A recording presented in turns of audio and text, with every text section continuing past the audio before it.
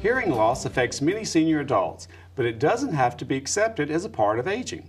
Both techniques and technology can help avoid the feelings of frustration and isolation that can arise.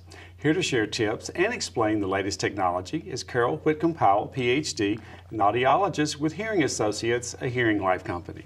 Thank you for being here. Thanks for inviting me. Well, it's just great to have you, and this is something that a lot of people in our audience experience. But let's talk about really how do we know if you or a family member actually has hearing loss? What are the symptoms? That's actually a great beginning question. You know, when you're visually impaired, it's easy. You can't read, you trip over something, you bump into something. But with hearing loss, because you don't hear what someone says, you're not corrected. And so it's often a family member or a friend that might notice that you haven't heard well. You might not hear the neighbor say, "Hi, how are you?" as you're passing by. The TV may be a little loud, or the grandkids have said, I said, "Granddad, how old are you?" And he said, "I'm doing great." And the grandkids think, "Oh my, Granddad's starting to lose it." Well, Granddad's not losing it. He just didn't hear those subtleties of what the grandchild was saying. So hearing loss is tricky, but generally it is a symptom of people thinking, well, kids don't speak clearly anymore, or my wife mumbles, or the television today, you can't understand it.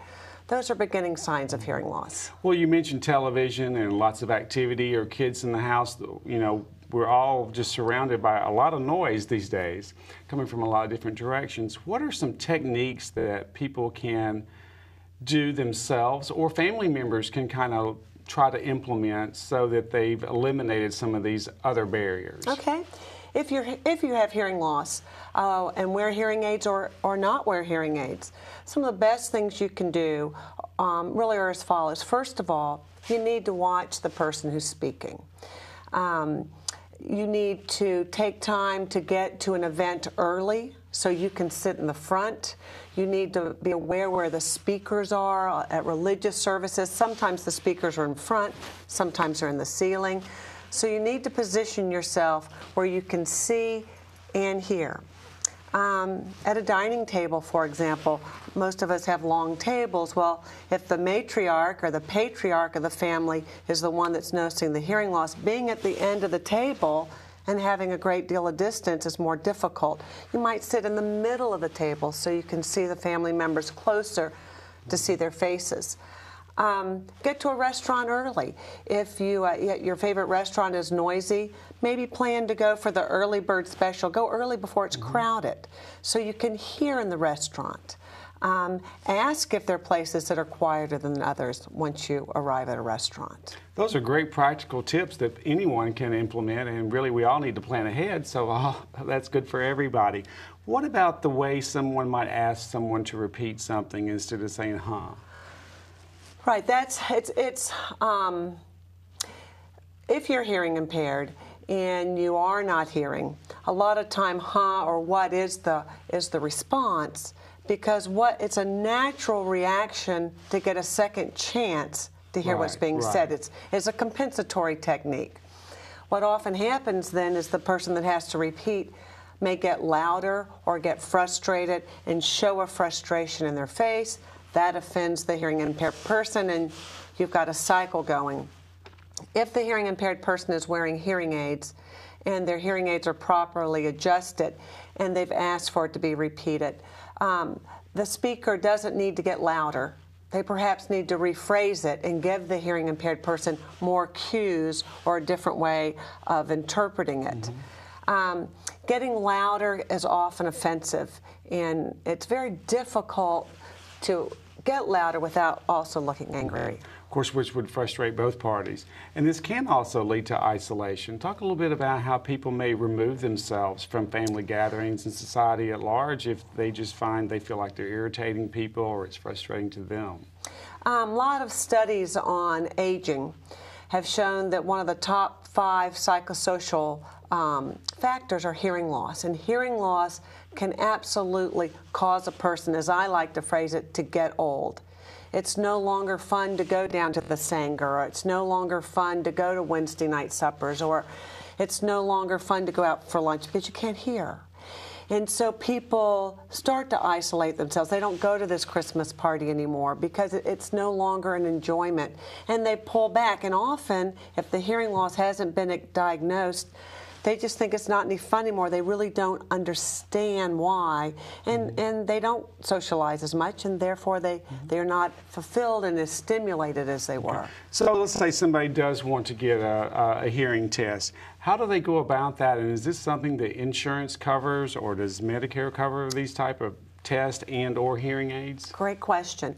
A lot of places do what they call hearing screenings or a free hearing screening, and that's a little short test that says either you have hearing loss or you don't. But what it doesn't do is get any information on the degree of hearing loss, the shape of hearing loss, the type of hearing loss, the severity. To get a diagnostic hearing test at our office, we recommend a referral from your physician into our office. And if you're Medicare age, Medicare will then follow up with payment or supplemental incomes, supplemental insurances to help pay. We are involved in a lot of different insurances. Blue Cross Blue Shield Federal has been a real positive for helping with hearing loss and hearing aids. United Healthcare, we're seeing some policies for help. Aetna, we're seeing policies for help. So insurances are starting to step up and help pay for hearing testing. But to really receive the type of hearing test you need in order to know what treatment you need for your hearing loss, you need a full diagnostic test. You need to look up audiology in the phone book and call an audiologist. Okay. Well, let's say someone does that and a hearing aid is needed.